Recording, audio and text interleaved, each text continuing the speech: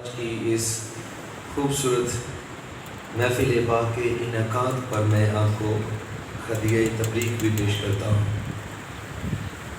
علامہ صاحب جن کا آج خصوصی خطاب ہے وہ تشریف لا چکے ہیں، ابھی آپ کے گاؤں میں داخل ہونے ہی والے ہیں۔ آج میرا تو بیان نہیں تھا، لیکن اس کا مطلب یہ بھی نہیں کہ میں حضرت امام علی مقام کا ماننے والا نہیں۔ یہ صرف اسی دن ہم حضرت امام علی مقام کی سیرت پاک کو پڑھیں گے جب بیان کرنا ہو، ایسا نہیں ہے۔ اللہ کا فضل ہے، ہم سنی ہیں، حنفی ہیں اور بریلوی ہیں۔ ہمارے والدین نے ہمیں امام حسین کی سیرت پڑھا کے بڑا کیا ہے۔ فرق بھی آج کی نسل میں کچھ تھوڑا سا یہی پڑ گیا ہے، اور میں آج کی گفتگو تھوڑی سی اسی عنوان کے تحت عرض کرنا چاہوں گا کہ حضرت امام علی مقام ایک شخصیت نہیں رہے بلکہ ایک نظریہ بنے ہیں، اور یزید کا خراب ہونا اور پھر خرابی کی نمائندگی کرنا وہ بھی ایک نظریہ بن چکا ہے۔ گندگی کا ایک نظریہ، اس کا نام یزید ہے، اور طہارت کے نظریے کا نام حسین ہے۔ حسینی بننے کے لیے ہم لوگ بڑی تردد اور بڑا جدوجہد کا ایک مرحلہ گزارتے ہیں۔ میں آپ کے سامنے چند صرف وہ باتیں عرض کرنا چاہتا ہوں کہ حسینی بننے کے لیے پہلے حسین کی کس کس جہد کو پڑھنا چاہیے۔ نبی کریم صلی اللہ علیہ وآلہ وسلم کے نواسے حضرت امام علی مقام حضرت امام حسین رضی اللہ تعالی عنہ 5 شعبان اور 4 ہجری کو پیدا ہوئے۔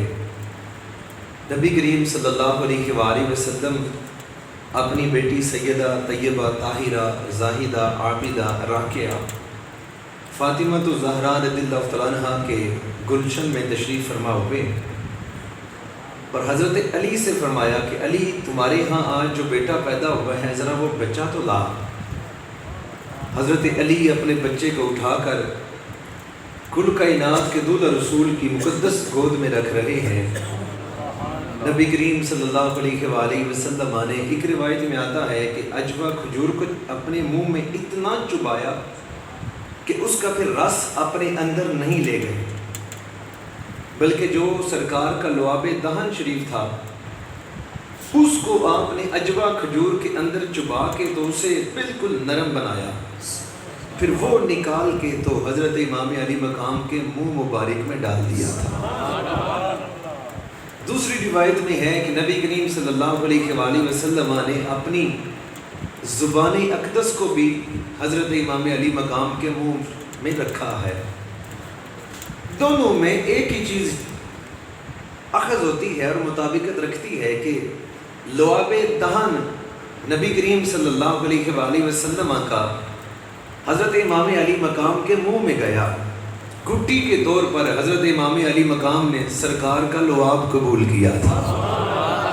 اس سے کم پر حضرت امام علی مقام کی گھٹی بھی میرے محبوب کو قبول نہیں ہے۔ اب اس کے بعد حضرت علی سے فرمایا، میرے نبی کریم صلی اللہ علیہ وآلہ وسلم نے کہ علی اس کا نام کیا رکھا ہے؟ حضرت علی شیر خدا رضی اللہ تعالیٰ عنہ نے عرض کیا کہ یا رسول اللہ فداک امی و ابی، آقا اس کا نام میں نے تو حرب سوچا ہے۔ سرکار نے تھوڑا سا سوچا اور فرمایا نہیں، اس کا نام تو حسین ہے۔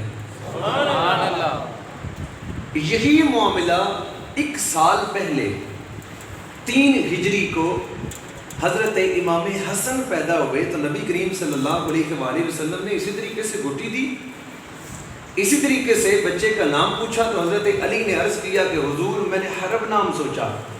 سرکار نے فرمایا نہیں، اس کا نام تو حسن ہے۔ 1 سال بعد جب حضرت امام علی مقام حضرت امام حسین پیدا ہوئے تو سرکار نے پھر وہی فرمایا اور حضرت علی نے وہی عرض کیا۔ نبی کریم صلی اللہ علیہ وآلہ وسلم کے غلاموں، اس کے بعد دن تھوڑے سے گزرتے چلے گئے۔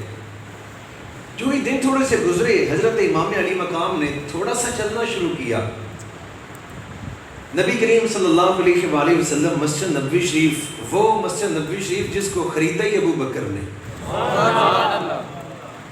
اس میں وہ ریاض الجنہ موجود ہے جو جنت کا ایک ٹکڑا ہے جس کی قیمت ادا کرنے والا میرے محبوب کا سب سے ہونہار شاگرد ابو بکر۔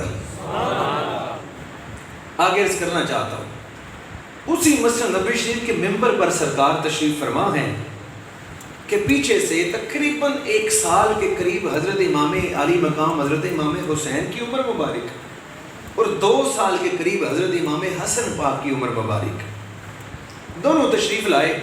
سرکار خطبہ ارشاد فرما رہے تھے، اور ابھی سال کی عمر ہو تو جن کے بچے سال کے، جن کو یاد ہے اور جن کے بھی سال کے بچے ہیں ان کو تو بڑا پکا پتہ ہوگا، کم بچے ایسے ہوتے ہیں جو سال کے ہوں تو وہ ٹھیک چلیں۔ بتقاضۂ بشریت عرض کر رہا ہوں کہ حضرت امام علی مقام نے کربلا میں جو واقعہ جو ہوا، جو سانحہ ہوا، جو وہاں پہ معرکہ ہوا، وہ بھی بتقاضۂ بشریت طے کیا ہے، وہاں پہ اپنی طاقت کا اظہار نہیں کیا۔ تو لہٰذا گفتگو بتقاضۂ بشریت کر رہا ہوں کہ اس وقت حسین پاک ہمارے درمیان ہمیں نظر نہیں آ رہے، اس وقت کے ہم، اور ہم نے حضرت امام علی مقام کا سبق یاد رکھنا ہے، تو جو ہمارے اوپر جو چیزیں اطلاع کرتی ہیں میں وہ عرض کرنا چاہتا ہوں۔ حضرت امام علی مقام اور حضرت امام علی مقام امام حسن دونوں بھائی چل کے مسجد نبوی شریف میں آنے لگے۔ سرکار نے دیکھا کہ میرا نواسا حسین ابھی چھوٹا ہے، تھوڑا سا یوں لڑکھڑانے لگے۔ نبی کریم صلی اللہ علیہ وآلہ وسلم نے خطبہ چھوڑا، صحابہ کرام میں سے ہوتے ہوئے اٹھ کے حسین کو گرنے نہیں دیا، حسین کو بھی اٹھا لیا اور حسن کو بھی اٹھا لیا، لا کر ممبر پر بیٹھ کر ایک اپنی ران شریف پر حسن کو بٹھا دیا، ایک ران شریف پر حسین کو بٹھا لیا۔ اب میری گفتگو ہے، جو آج علامہ صاحب تشریف لا رہے ہیں ان کا بیان خطاب ہوگا، لیکن میرے نبی کریم صلی اللہ علیہ وآلہ وسلم کا ایک ایک حرف شریعت تھا۔ سبحان اللہ، نعرہ تکبیر، اللہ اکبر، نعرہ رسالت، نعرہ حیدری، عظمت حسین۔ علامہ ریاض صاحب سعیدی تشریف لائے ہیں، خوش آمدید کہتا ہوں۔ جلدی عرض کرنا چاہتا ہوں، نبی کریم صلی اللہ علیہ وآلہ وسلم شریعت بیان فرما رہے تھے، شریعت بیان کرتے ہوئے آقا نے وہ خطبہ چھوڑ دیا، جا کے اپنے نواسوں کو اٹھایا اور انہیں گرنے نہیں دیا، اٹھا کر ممبر پر لائے۔ سرکار نے یہاں سے گفتگو کو آگے بڑھایا، مفہوم عرض کرتا ہوں، آقا نے فرمایا کہ سچ فرمایا میرے رب تعالیٰ نے، بندے کے لیے اولاد واقعی آزمائش ہے، یعنی کہ شریعت پر مبنی وہ خطبہ اپنی اولاد کے لیے چھوڑنا پڑا۔ دوستو پھر کہنا پڑے گا، اسی حسین نے اپنے نانا سے اور اپنے والد سے اور اپنی والدہ سے جو تربیت لی، حسین نے بھی بتا دیا میرے لیے آپ نے شریعت میں تھوڑا وقفہ کیا تھا، میں اسی شریعت کے لیے کنبہ بھی پیش کر رہا۔ لیکن جو عرض کرنا چاہتا ہوں تھوڑا سا اور آگے، کریم آقا صلی اللہ علیہ وآلہ وسلم جن کو اپنی گود میں لے کر خطبہ دیا کرتے تھے، مجھے آج وہ علماء نظر نہیں آتے جن کے بچے ان کے ساتھ مساجد میں، اپنی مسجد میں ساتھ ہوتے ہوں، وہ نمازی نہیں رہے جن کے بچے ان کے پیچھے مسجدوں میں آتے ہوں، کیونکہ آج کل کے لوگ بھی مسجدوں میں نہیں آتے، تو ان کے بچے کیسے مسجدوں میں آئیں؟ حسین پاک کی زندگی یہ درس دیتی ہے کہ حسین ابھی پورا صحیح طریقے سے چل نہیں سکتے تھے، اس وقت بھی سفر مسجد کی طرف تھا، جب چل کے اپنے قدموں پر کھڑا ہو کر 72 لاشیں اٹھا سکتے تھے، جب دنیا سے سفر کیا ہے اس وقت بھی سر نماز میں سجدے کی کیفیت میں ہے۔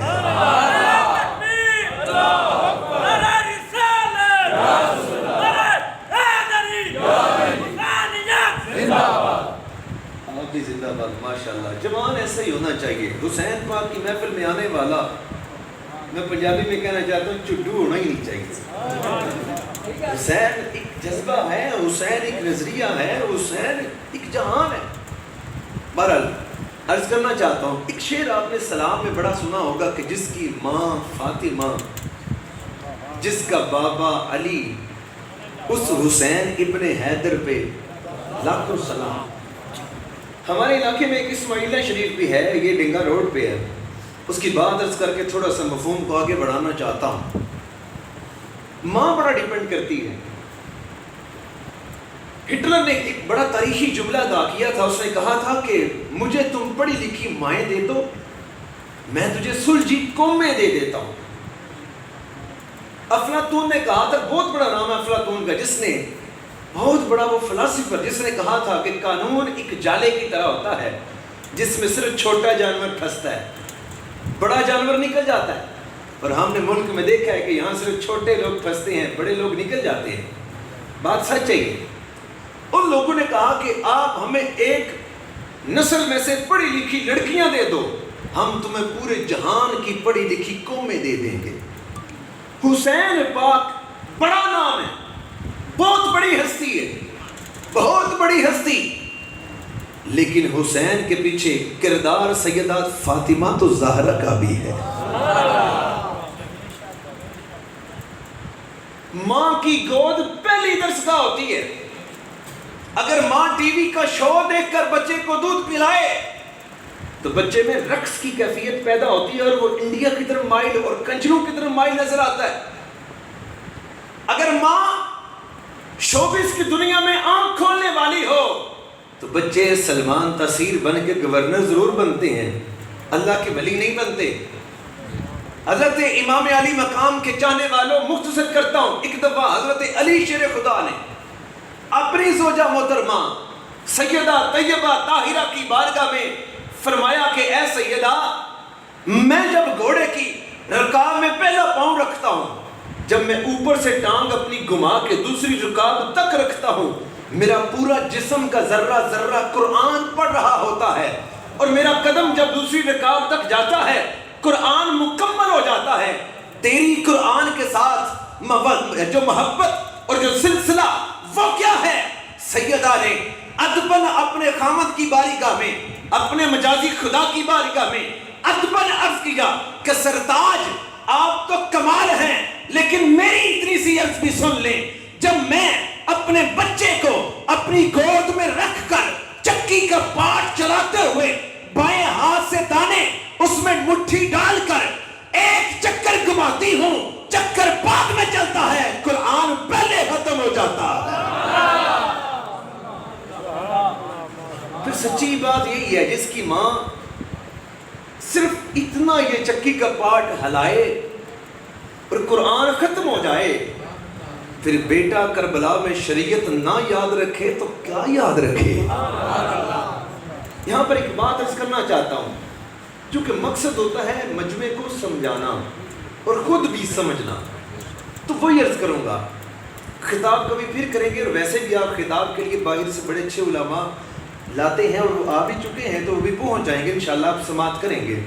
ایک عرض کرنا چاہتا ہوں، میں نے ایک تذکرہ پڑھا اللہ کے ولی کا۔ کچھ لوگ سادے لوگ ایسے ہیں، وہ کہتے ہیں کہ یہ صرف قصے کہانی ہیں، اور یقین کیجئے قصے کہانیاں نہیں ہیں، ہماری سوچ کا فرق ہے۔ قرآن پر عمل کرو، اللہ ملے گا۔ کوئی بندہ پوچھ ہی لے کسی کو ملا بھی ہے تو پھر کسی کا قصہ سنانا پڑتا ہے کہ میاں محمد بخش کو ملا تھا، پھر قصہ سنانا پڑتا ہے سلطان بہو کا، پھر قصہ سنانا پڑتا ہے داتا علی حجویری کا، پھر قصہ سنانا پڑتا ہے پیر مہر علی کا، پھر قصہ سنانا پڑتا ہے جلال الدین رومی کا، پھر قصہ سنانا پڑتا ہے جلال الدین سیوطی کا، پھر قصہ سنانا پڑتا ہے حافظ الحدیث جلال الدین مشہدی کا۔ کہ آنکھیں بند بھی ہوں، بندہ نابینا بھی کیوں نہ ہو، تو پھر رب تعالیٰ اپنی کرم نوازیاں کر دیا کرتا ہے۔ ایک بات عرض کرنا چاہتا ہوں، شاید میری گفتگو بھی اسی پر اینڈ ہو جائے اور علامہ صاحب تشریف لائیں۔ ویسے بھی میں آج آپ سے جلدی اجازت لینا چاہوں گا، میرے مہرے کے درد کی تھوڑی پریشانی ہے، اور آپ نے ممبر شریف اتنا اونچا لے لیا کہ میری اوقات سے بڑا، میں تو اس کی طرف دیکھ بھی نہیں سکتی، اتنا قیمتی ہے آپ کا ممبر ہے، تو میں بیٹھ کیسے سکتا ہوں؟ کوئی غریب سی کرسی ہوتی شاید میں بیٹھ کے 2 منٹ زیادہ بیان کر لیتا۔ تو بہرحال عرض یہ کر رہا تھا، دو اللہ کے ولی اپنے گھر میں بیٹھے ہوئے، ایک میاں ایک بیوی۔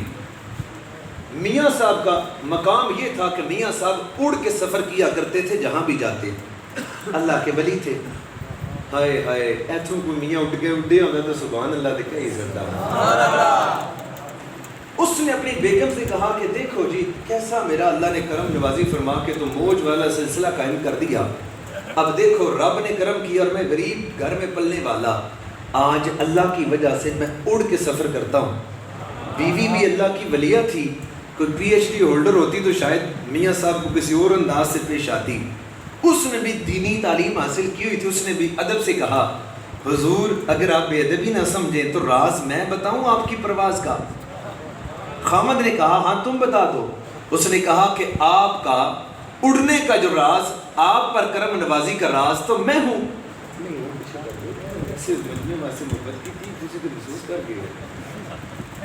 بس آپ لوگوں کی توجہ کے لیے کچھ جملے ہوتے ہیں۔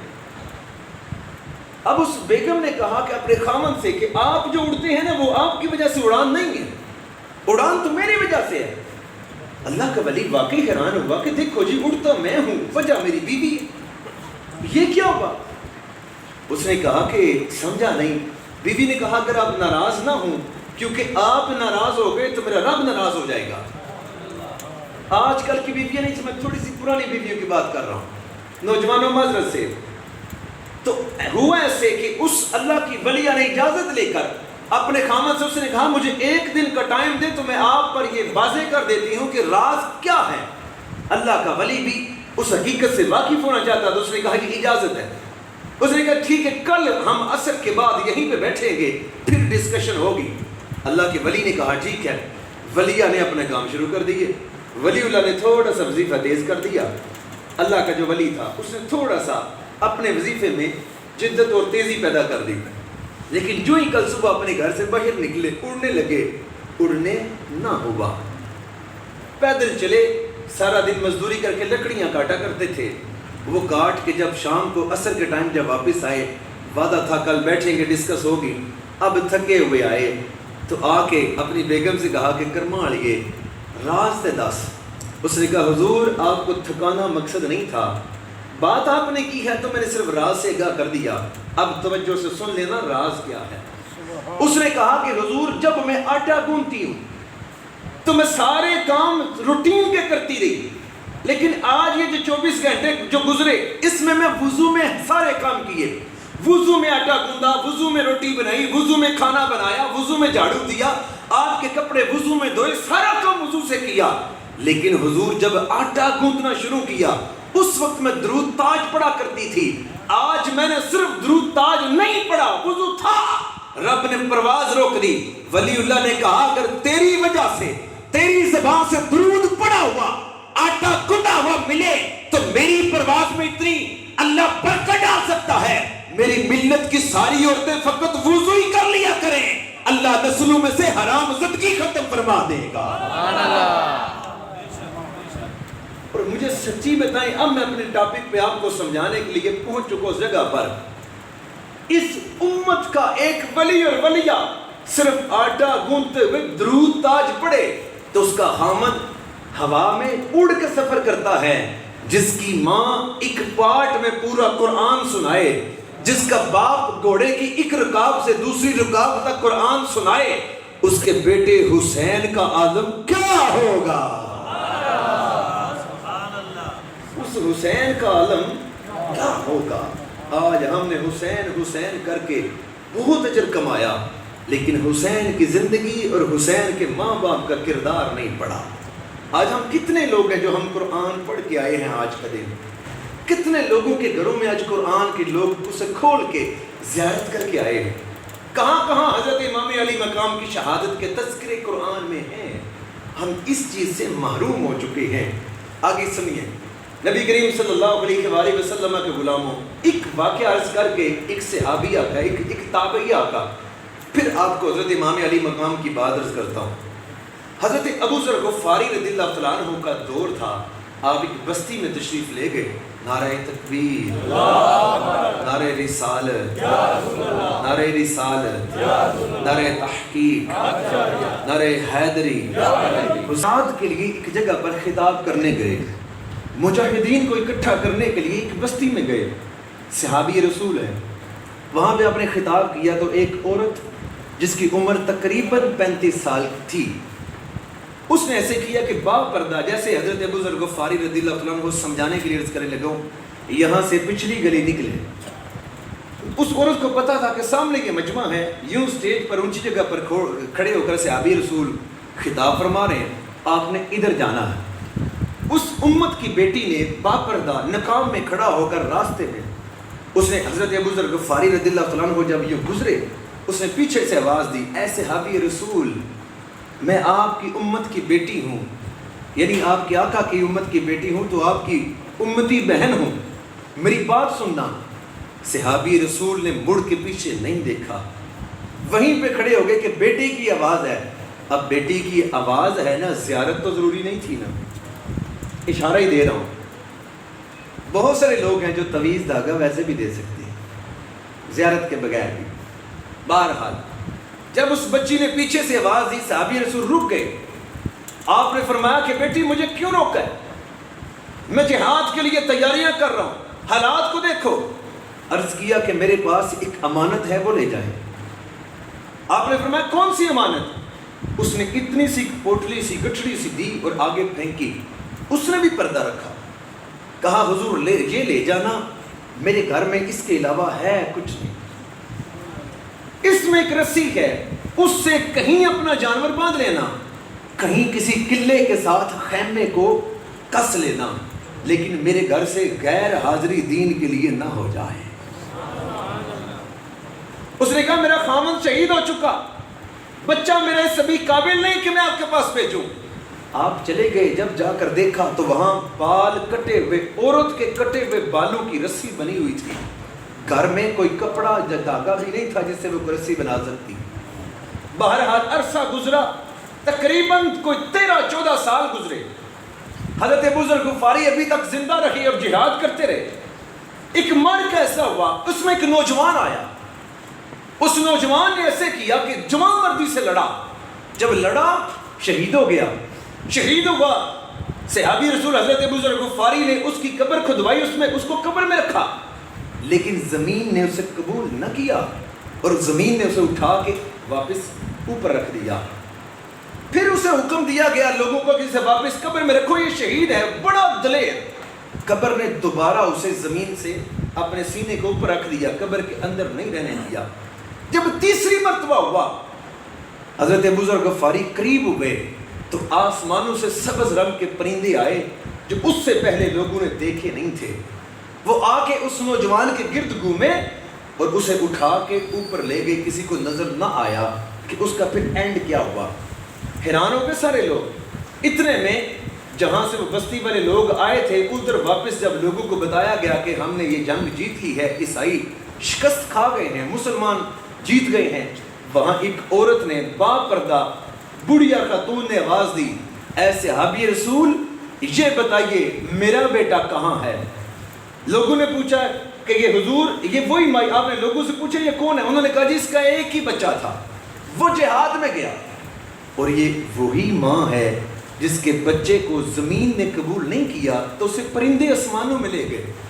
حضرت ابو ذر غفاری نے اس عورت سے کہا کہ اے بڑھیا یہ بتا، تو میری بیٹیوں بجا ہے، بتا کہ تیرے بچے کے ساتھ معاملہ کیا ہوا.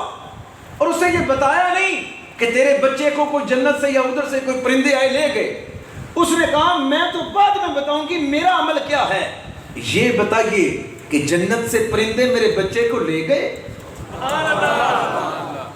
حضرت ابو ذر غفاری نے حیران ہو کے فرمایا کہ بیٹی یہ کیا، تجھے تو میں نے وہ حال احوال سنائے نہیں، واقعی تیرے بچے کو آسمان سے پرندے لے گئے، لیکن ماجرا کیا ہے؟ اس نے کہا اس کا باپ 14 سال پہلے شہید ہوا، 13 سال پہلے آپ آئے اور میں نے آپ کو ایک گٹھڑی دی، اس میں کوئی رسی تھی، آپ سمجھ گئے وہ بال کاٹ کے دینے والی، سب کچھ پیش کرنے والی یہ وہی بچی ہے. اور کہا کہ جب میرے ہاں اس وقت میرے بدن میں بچہ تھا، یہ بعد میں پیدا ہوا. اسے میں نے بتایا کہ تیرا باپ یوں مجاہد تھا، وہ رات کو مسلح پہ کھڑا ہوتا، دن کو جہاد کرتا، رات کو رو رو کے کہتا میرے مولا مجھے شہادت دے دے. اللہ نے اس بچے کے باپ کو شہادت دے دی. جب بچہ بڑا ہوا 10 سال کا ہوا، یہ ساری رات سنگل ڈال کے جکڑ کے جنگی لباس پہن کے مسلح